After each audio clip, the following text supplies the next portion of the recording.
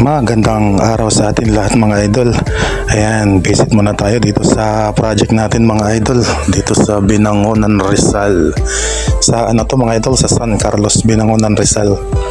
Ayan, yung in-install kasi natin dito na rig type mga idol dito sa lower of banda ay naiwanan natin yung wall flashing. Hindi natin siya na-sealant noon dahil nung in-install natin to ay malakas yung ulan at basa yung ating bato, kaya hindi kumakapit yung sealant dyan pag basa, kaya iniwanan muna namin at nung umaraw na ay babalikan na lang namin para masilat ng maigi mga idol.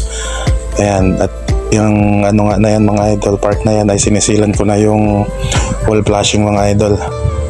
Ayan, siguradong kakapit talaga yung sealant natin dyan dahil yung firewall mga idol, yung bato ay tuyong-tuyo na siya mga idol. Ayan, kulay yan mga idol, kulay bronze, kakulay na rin ng yero. Ayan, kulay bronze. Procel sealant yung ginagamit namin dito mga idol.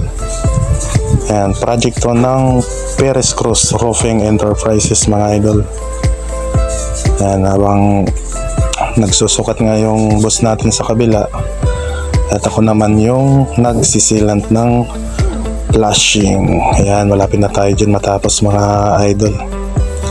Ayan, at sa part nga na yan mga idol, natapos na natin isilan. Ayan, yan yung sinilan natin hanggang baba yan mga idol. Ayan.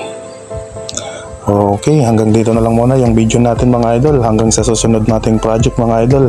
Maraming salamat sa panonood sa ating munting vlog. Ayan.